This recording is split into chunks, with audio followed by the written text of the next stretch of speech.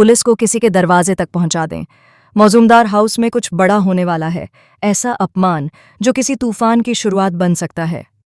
क्या मिनिस्टर धर्मराज ओझा के सामने राघव की इज्जत मिट्टी में मिल जाएगी या एडवोकेट अंजलि अवस्थी सबकी बाजी पलट देगी? गिन्नी राघव को राघव सिंह राजपूत कहकर नहीं बल्कि नौकरों की तरह ड्रिंक सर्व करने को कहती है और ताना मारती है। कैसा लग रहा है अब? अंदर ही अंदर शेर की तरह गुर्राता हुआ राघव सिंह राजपूत सब सहता है। ऊपर से भजन सिंह और युवराज ठाकुर आग में घी डालते हुए कहते हैं, महक चाहिए ना तो ड्रिंक सर्व करो, वरना महक की शादी बार बार होती रहेगी।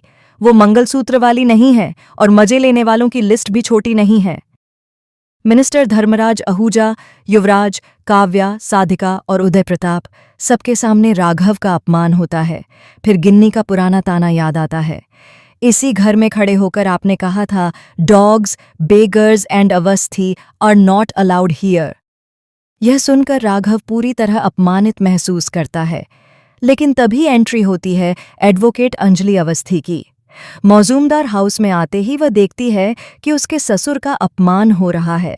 आरती को वापस आया देखकर साधिका कहती है, पार्टी से वापस कैसे आ गई तुम? वह चालाकी से दिखावा करती है कि वह पार्टी छोड़कर आई है। जब घर में ही पार्टी है तो बाहर क्यों जाऊं? और बातों ही बातों में साधिका और गिन्नी को उलझा देती है। सबसे बड़ा पल तब आता है जब अंजलि राघव के हाथ से ट्रे लेकर खुद मिनिस्टर धर्मराज, युवराज और पूरे राजवंशी परिवार को ड्रिंक्स सर्व करती है। राघव हैरान, खुश और भावुक हो जाता है। उसे लगता है जैसे आरती ने उसे इस बड़े अपमान से बचा लिया हो। वह कहता है, आरती अचानक बदल कैसे गई? वो तो मुझसे नफरत करती थी। इसके बाद अंजलि आरती बनकर कमरे में जाती है।